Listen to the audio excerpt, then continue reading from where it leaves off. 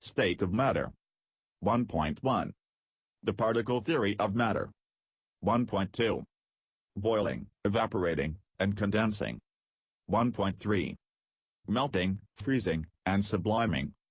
1.4. Case study, energy and changes of state. 1.5. Using particle theory to explain dissolving. 1.1. The particle theory of matter. Using particle theory. 1. All substances are made up of particles. 2. A substance can exist the three states of matter. 1. Solid state, for example ice. A. The particles are touch each other and strongly attracted together in a regular pattern. B. The particles do not move around, but vibrate on the spot. 2. Liquid state, for example water. A. The particles are less touch each other and strongly attracted to each other in a non-regular pattern. B. The particles move around randomly. 3. Gas state, for example steam. A. The particles are not touch each other and are less attracted to each other. B. The particles move fast in all directions randomly. 1.2. Boiling, evaporation, and condensing. Changing state. 1. A substance can change from one stage to another. 2. The particle of the substance did not change, but the distance, speed, and attraction between particles will change. 3. When solid ice heated, it will melt and change to liquid water. When water heated, it will boils and change to gas steam. 4. When steam cooled, it will condense and change to liquid water. When water cooled further, it will freezes and change to solid ice. Liquid to gas. 1. When liquid become a gas, its particles moves faster to all direction. The attraction between the particles become very weak. 2. A substance in the liquid state can become a gas state by two ways, evaporation and boiling. 1. Evaporation. A. Evaporation happens when particles leave the surface of a liquid. B. The particles that left the surface to form a gas. C.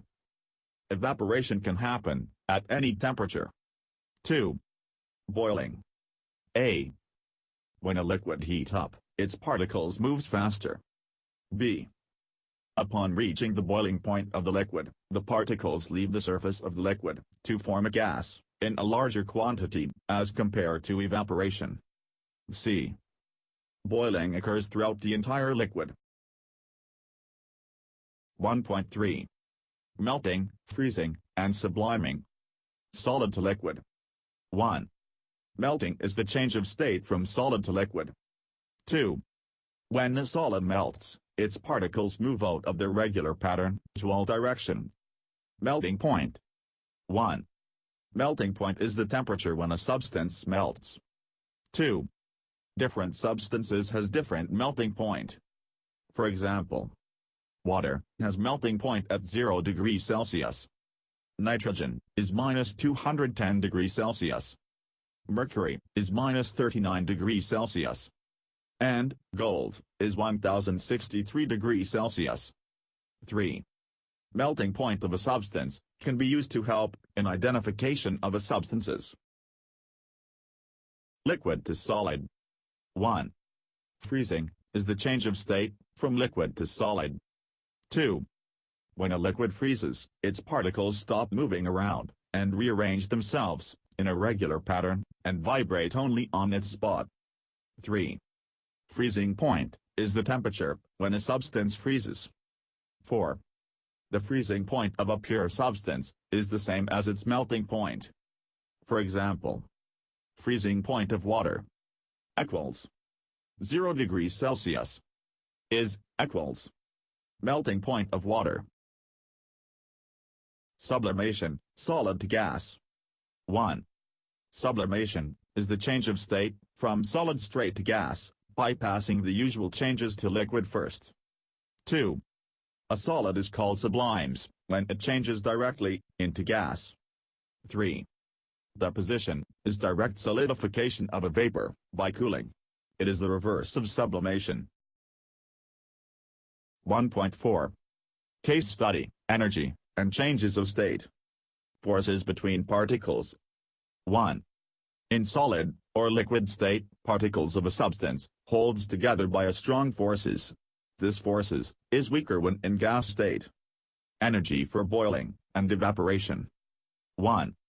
When in liquid state, the particles touch each other. Strong forces of attraction between the particles stop them escaping from liquid. 2. Particles in liquid move around. Some particles has more energy and able to move faster. 3. Evaporation happens when some faster moving particles have enough energy to overcome the forces that hold the particles together in the liquid state and escape from the surface of the liquid. 4. Boiling happens when more particles has enough energy received from the heating to overcome the forces that hold the particles together in the liquid state and escape from the surface of the liquid. 1.5. Using particle theory to explain dissolving. Making a solution. 1. When making a cup of coffee, the sugar and coffee powder dissolve in water. 2.